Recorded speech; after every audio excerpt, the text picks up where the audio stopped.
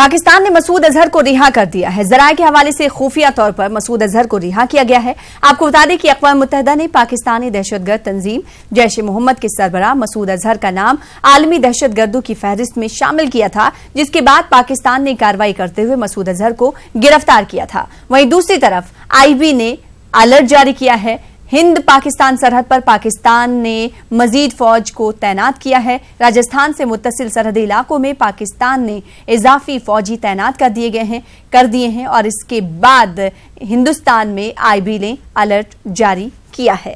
दहशतगर्दी से निमटने के मामले पर पाकिस्तान का दोहरा मेयार दुनिया के सामने आता रहा है। तो पाकिस्तान की कहनी और करनी में कितना फर्क है, आप इस बात से अंदाजा लगा सकते हैं कि पाकिस्तान ने जिसे दहशतगर्द करार दिया, फिर गिरफ्तार किया, फिर उसके बाद उसे चोरी छुपे रिहा कर रहा है। इसी पर बातचीत करेंगे। हमारे साथ खास मेहमान जुड़े रविंद्र सचदेव साहब, आलमी उमूर के माहिर हैं। आपका इस्तकबाल करते हैं और शुक्रिया सर हमारे साथ जुड़ने के लिए। आप क्या समझते हैं पाकिस्तान के इस इक़दामात से जो पाकिस्तान ने खुफिया तौर पर चोरी छुपे मसूद अजहर को रिहा किया है?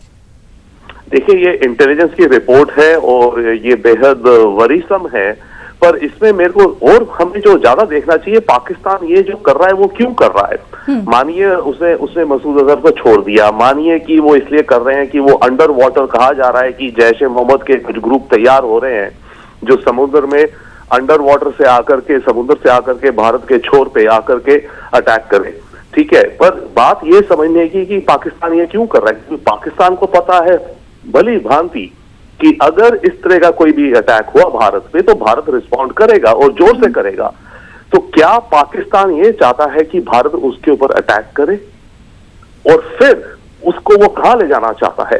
तो आई थिंक हमारी इंटेलिजेंस और हमारी देश की सिक्योरिटी एजेंसीज को सबसे बड़ा चुनौती इस समय यह है कि अव्वल तो इस तरह के अटैक्स को, टेररिस्ट को जो भारत के टेरिटरी में आना है उनको रोकना हमें है, और दूसरा अगर आकर के इन्होंने कुछ खुदा ना खास्ते कुछ कर दिया, मिनिमम भी उसे करवाएं हम हो मतलब, पर उसके बाद भारत का जो रिस्पांस हो तो हमें अपना रिस्पांस जो पाकिस्तान को दे रहा है हमें उसके बारे में सोचना चाहिए। ये भी हमें सोचना चाहिए कि पाकिस्तान ये क्यों कर रहा है। पाकिस्तान क्या ये चाहता है कि भारत उससे अटैक करे और फिर पाकिस्तान दुनिया में जाकर के ये बोले देखो भारत ने मेरे पे अटैक किया। मानिए हमने रिटेलिएट करा और उसमें हमने 100 भी मार दिए टेररिस्ट POK में जाकर के, दोबारा सर्जिकल, हम पूरी वॉर पे तो जाएंगे नहीं शायद जी।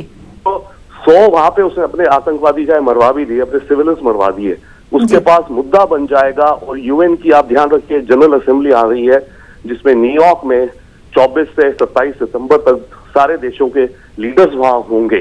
तो पाकिस्तान शायद इस समय ये प्रयास कर रहा है कि इस इलाके में टेंशन इतनी बढ़ जाए और भारत कोई गलत स्टेप उठा जाए जिसके चलते पाकिस्तान न्यूयॉर्क में करके बोले देखिए ये हो रहा है दुनिया वालों, अब आप आके भारत को रोको। जी रविंद्र साहब, हम ये जानते हैं हिंदुस्तान की तारीख रही है कि अटैक कभी हिंदुस्तान की तरफ से नहीं हुआ, अटैकिंग मूड में हिंदुस्तान कभी नहीं रहा। हालांकि बचाव में कार्रवाई हिंदुस्तान ने की, बचाव में अटैक किया, तो क्या ये माना जाए कि उकसाने के लिए पाकिस्तान इस तरह की कार्रवाई कर रहा है भारत को? एग्जैक्टली, मेरे ख्याल से जो मैं पूरा कहना चाह रहा था आपने उसको बड़े अच्छे से समराइज कर दिया कि एक मुद्दा पाकिस्तान का ये दिखता है भारत को उकसाने का। भारत में नुकसान हो, भारत में जाने जाए, यस, बट उसके अलावा भारत को उकसाए और भारत कुछ गलत कदम उठा जाए। भारत को उठाने तो होंगे, हमारे तो सही कदम होंगे अगर हम रिस्पॉन्ड करेंगे, बट पाकिस्तान उसको लेकर के ठीक है हम लिमिटेड करेंगे। बात यह क्योंकि हम एक नॉर्मल देश हैं, अगर कोई अटैक होता है तो मेरे ख्याल से इंडिया की आर्मी तो नहीं रोल कर जाएगी पाकिस्तान की तरफ, मेरे विचार से आज की तारीख में। तो भारत फिर से यही करेगा कि जहां पर इनके बेसिस हैं, टारगेटेड हैं, उन पे जाके दोबारा अटैक करने का हम प्रयास करेंगे। हो सकता है हम सफल भी हो जाएं उसमें, हम उनके 1000 भी मार दें। हमारे पाकिस्तान को मुद्दा बहुत बड़ा है, भारत को उकसा करके मतलब दुनिया में कटघरे में खड़े करने की प्रयास में। UN की तरफ से आलमी दहशतगर्द करार दिया गया था, जिसके बाद मसूद अजहर की गिरफ्तारी सचदेव साहब अमल में लाई गई और अब पाकिस्तान उसे रिहा कर रहा है खुफिया तौर पर चोरी छुपे। इस कदम के बाद भारत को, हिंदुस्तान को क्या कुछ करना चाहिए?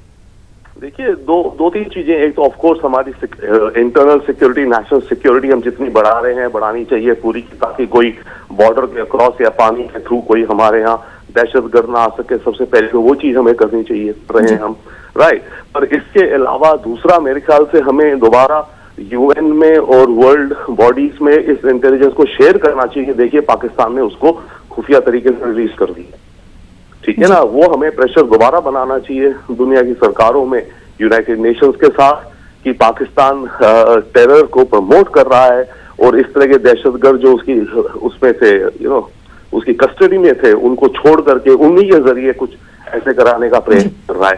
तो हमारी जो इंटेलिजेंस रिपोर्ट है ये वाली, जिसका डिस्क्रिप्शन आया, आई थिंक हिंदुस्तान टाइम्स ने ये कहा है, ये रिपोर्ट के बारे में रिपोर्ट किया है, तो वो जो भी रिपोर्ट हो भी रहा होगा मेरे विचार से। ऑलरेडी हमारी intelligence agencies should be sharing with world capital, देखिए ये हो रहा है और पाकिस्तान पे प्रेशर डले कि वापस मसूद अजहर को ले। पर आप एक चीज और ध्यान रखिए, पाकिस्तान में कंट्रोल किसके हाथ में ये भी क्लियर नहीं है, ठीक है। तो हो सकता है कि कोई कुछ जनरल या कुछ आर्मी वालों ने चुपचाप इसको अलग निकाल दिया हो, ठीक है। चाहे ये चांस कम है, जो भी होगा वहां के आर्मी चीफ की नॉलेज और उसकी पेट्रोनेज में ही होगा, पर आप इस बात को भी वो नहीं कर सकते। बट आई थिंक बहुत लो प्रोबेबिलिटी है ये होगा तो पाकिस्तान के आर्मी चीफ की नॉलेज में ही होगा, क्योंकि मसूद बहुत हाई वैल्यू टेररिस्ट और हाई वैल्यू एसेट है पाकिस्तान के हिसाब से। तो इसका मतलब पाकिस्तान की आर्मी को पूरा पता है और उसी के सहयोग से ये हो रहा है जो हो रहा है। अब बात यह कि पाकिस्तान की आर्मी ये क्यों करवा रही है।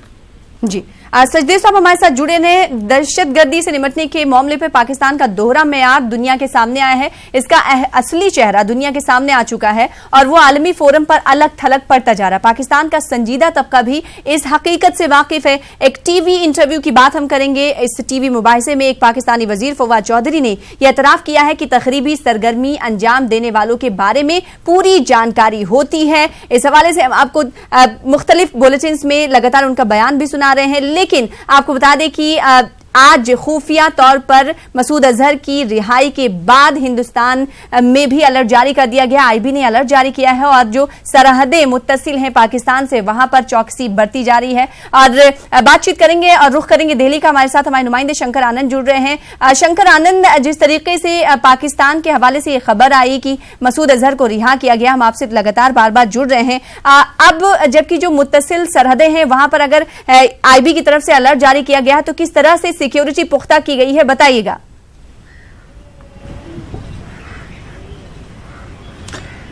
देखिए, पाकिस्तान का चाल, चरित्र और चेहरा यही है कि पाकिस्तान कहता कुछ है, कुछ और है, करता कुछ और है। कुछ ऐसी ही हरकत जो है लगातार, जिस तरह से पिछले कुछ महीनों से लगातार काफी जो एक्टिविटी जो है पाकिस्तान की इसी मामले में बढ़ती जा रही है। और जिस तरह से बाकायदा कहा जाए कि जम्मू कश्मीर के अंदर, राजधानी दिल्ली और पंजाब, राजस्थान के अंदर में कुछ आतंकी गतिविधियों को काफी तेज करने की कोशिश में है पाकिस्तान, और इसलिए वहां पर लगातार आतंकी गतिविधियों को बढ़ाने की कोशिश कर रहा है। और इसी मामले की गंभीरता को देखते हुए भारतीय खुफिया एजेंसी आईबी ने एक विशेष तौर पर अलर्ट जारी किया है और कहा है कि इन जगहों पर पाकिस्तान के आतंकी बड़े मामले को अंजाम दे सकते हैं। जिस तरह से अभी हमारे रक्षा विशेषज्ञ भी बता रहे थे इस मामले पर कि खासकर यहाँ पर जो 15 तारीख के अंदर में कुछ बड़े आतंकी हमले को अंजाम दिया जा सकता है। और इस मामले की जानकारी भारतीय खुफिया विभाग आईबी को भी इस मामले की जानकारी मिली है। और 15 तारीख क्यों मुकर्रर हुआ है, इस मामले की जानकारी इस बात को मिल रही है कि पाकिस्तान यहां पर हमले को अंजाम देगा और उसके बाद अगर उस मामले पर जवाबी कार्रवाई अगर भारत करती है तो उस मामले को लेकर वो सीधा यूएन में जाएगा और यूएन में इस मसले को लेकर एक आवाज उठाने की कोशिश करेगा। लेकिन इतना स्पष्ट है कि पाकिस्तान आज खुद अपने जाल में फंसता हुआ जा रहा है और शायद इसी का तकाजा है कि एफटीएफ की जो भारतीय एशिया प्रशांत जो ग्रुप है उसमें पहले से वो ब्लैकलिस्टेड हो चुका है और अब आगे एफटीएफ की जो महत्वपूर्ण एक बैठक होने वाली है अक्टूबर महीने में, उसमें ऐसा कयास लगाया जा रहा है कि उसमें वो ब्लैकलिस्टेड भी हो सकता है। लिहाजा कल रविवार को ही तकरीबन 20 सदस्य टीम वो बैंकॉक पहुंच चुकी है। बैंकॉक में पहुंचने के बाद ये कोशिश में लगी है कि एपीजी की टीम को और इसके साथ साथ एफटीएफ की टीम होती है जो एक financial task force, action force होती है जो बाकायदा पूरे विश्व पे इस नजर रखती है कि कहां पर किन किन देशों में किस तरह से आतंकी गतिविधियां चल रही हैं, किस तरह से उनको फंडिंग होती है, उस पर नजर रखती है। तो उस मामले पर बाकायदा एफटीएफ को बाकायदा एक तरह से वो आश्वस्त करने के लिए आई है कि वो लगातार पाकिस्तान के अंदर में उन आतंकियों पर लगाम लगाने की कोशिश की जा रही है, लेकिन मसूद अजहर को जिस तरह से चोरी छुप के उसको रिहा किया जाता है, सी बात है। और इसी के माने जो है तलाश करने की कोशिश कर रहे सचदेव साहब आलिमी उमूर के माहिर हमारे साथ लगातार फोन लाइन पर मौजूद हैं। उनकी जानिब से कहा यह जा रहा है कि जो अमल पाकिस्तान की तरफ से किया जा रहा है, जिस इक़दामात का मुजाहरा किया जा रहा है, वो इस तरफ दिखाता है कि पाकिस्तान को उकसाया जाए। जिस तरीके से हम जानते हैं सचदेव साहब की अक़वाम मुत्तहिदा ने यूएन ने पाकिस्तानी दहशतगर्द तंजीम जैश ए मोहम्मद के सरबराह को मोस्ट वांटेड टेररिस्ट कहा था वर्ड का, और अब जबकि वो उस पर अमल पैरा होता हुआ नहीं दिखाई देता है, दिखावे के लिए उसने कार्रवाई की, गिरफ्तार किया, अब उसने रिहा कर दिया है मोस्ट वांटेड टेररिस्ट को। अब क्या लगता है कि यूएन की तरफ से भी उसको खरी खरी मिलने वाली है और ये बात यूएन को भी नागवार गुजरेगी? देखिए, यूएन जो ग्लोबल टेररिस्ट डेजिग्नेट कर देता है उसके बाद यूएन का कुछ खास रोल नहीं रह जाता, अदर देन कि जो टेररिस्ट है उसके बैंक अकाउंट बंद होने चाहिए, उसको ट्रैवल करने का कोई वीजा नहीं मिलना चाहिए, और उसको कुछ आर्म्स एंड आर्मामेंट्स लाइक पिस्तौल, रिवॉल्वर, इस तरह की चीजें वो खरीद नहीं सकता। तो इस तरह की पाबंदियां लगती हैं जिसको ग्लोबल टेररिस्ट कहा जाता है जी। उसके अलावा उस देश में, जिस देश में वो रह रहा है, एक्सपेक्ट ये किया जाता है कि उस देश की कानूनी व्यवस्था उसके अगेंस्ट केस चलाएगी और उसको अकॉर्डिंगली सजा देगी या रखेगी। अब पाकिस्तान ये कहता है कि हमारे यहाँ जो कोर्ट्स हैं उस पर इसके अगेंस्ट केस चल रहा है, ठीक है, हमने इसको रखा, फिर कहता है हमारे कोर्ट में ये जैसे बेल मिल जाती है किसी केस में, राइट, कभी इसको जेल के अंदर जाता है फिर बेल मिल जाती है। तो पाकिस्तान ये कहता है तो हमारी कानूनी प्रतिक्रिया है, प्रोसेस है, उसके अकॉर्डिंग हम चल रहे हैं। अब कोर्ट ने उसको अगर बेल दे दी तो वो तो हमारा जुडिशियल सिस्टम है, तो मिलिट्री कहती है, या इमरान खान कहते हैं हम इसमें क्या करें, वो तो कोर्ट, हम तो कर ही रहे हैं, कोर्ट्स में इसके अगेंस्ट केस चला रहे हैं। अब ये जो बात आ जाई है कि उसको, वो जेल में था, उसको खुफिया तरीके से रिलीज कर दिया गया है चुपचाप से, पीछे से, ये एक अलग चीज हो जाती है। पर यह बात भी हो सकती है कि जब पूरी दुनिया में पता चले कि वो बाहर है तो पाकिस्तान की कोर्ट की तरफ से नोटिस आ जाएगी, हाँ इसको हमने बेल दे दी है, ठीक है। बट यूएन को डेफिनेटली हमें अप्रोच करना चाहिए और यूएन को पाकिस्तान के साथ फॉलो वो प्रेशर डालना चाहिए कि आप इसके केस क्या कर रहे हैं, कैसा केस है, ये छूटा है कि जेल में कहाँ है। इनफैक्ट यूएन से कम भारत ये पुश कर सकता है कि पाकिस्तानी सरकार से बताएं कि मसूद अजहर इस समय कहाँ है, उनकी कस्टडी में है कि बाहर है जी। तो बड़ी अच्छी बात आपने कही कि यूएन तक हिंदुस्तान को ये बात ले जानी चाहिए और पूछना चाहिए कि कस्टडी में है या फिर उसे रिहा किया गया। बेहद शुक्रिया सचदेव साहब हमारे साथ जुड़ने के लिए और अपना नजरिया पेश करने के लिए, मौक़िफ़ रखने के लिए। हमारे साथ हमारे नुमाइंदे शंकर आनंद भी जुड़े हुए। शंकर आनंद, आपने सुना सचदेव साहब ये कह रहे थे कि यूएन में जाकर इस मुद्दे को हिंदुस्तान को उठाना चाहिए और ये पूछना चाहिए कि यूएन पाकिस्तान से पूछे कि आखिर क्या खुफिया तौर पर मसूद अजहर को रिहा किया गया है, अगर रिहा किया गया है तो कैसे रिहा किया गया, किस ग्राउंड पर रिहा किया गया।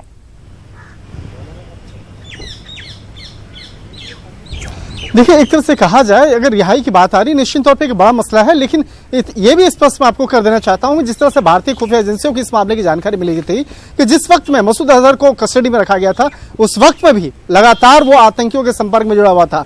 वो तमाम व्यवस्थाएं पाकिस्तान के सरकार के द्वारा उसे वह उस नजरबंदी के समय में मिली और जिस वक्त में वो कैद में रहा उस वक्त में सब कुछ उसको सुविधाएं मिलती रही। वो सिर्फ एक दिखाने के लिए, वो एक अंतर्राष्ट्रीय मंच को दिखाने के लिए ये कहा गया कि इसको कैद में किया गया, लेकिन तमाम सुविधाएं उसको मिल रही थी। तमाम जो जिन जिन लोगों के साथ में उसकी बैठक करनी थी वो बैठक करता था, जिसके साथ मुलाकात करना चाहता था वो कर रहा था, क्योंकि उस मामले पर उसको कोई रोक टोक नहीं था। और लेकिन अब औपचारिक तौर पर जिस तरह से अब उसे रिहा किया गया है, निश्चित तौर पे अब पाकिस्तान को इस मामले पर अंतर्राष्ट्रीय मंच पे जवाब देना मुश्किल होगा, चाहे बात करें एफटीएफ की बात करें या एबीसी की बात करें। अब देखना होगा कि पाकिस्तान का क्या मौक़िफ़ रहता है जब यूएन इस मामले में मुदाखलत करता है, और जब यूएन पूछेगा तब देखना होगा कि पाकिस्तान की तरफ से क्या कुछ कहा जाता है। बेहद शुक्रिया शंकर आनंद हमारे साथ जुड़ने के लिए और इस हवाले से मजीद बातचीत करने के लिए। फिलहाल इसी के साथ रुकेंगे छोटे से ब्रेक के लिए, ब्रेक के बाद जल्द लौटेंगे दूसरे मुद्दे के साथ।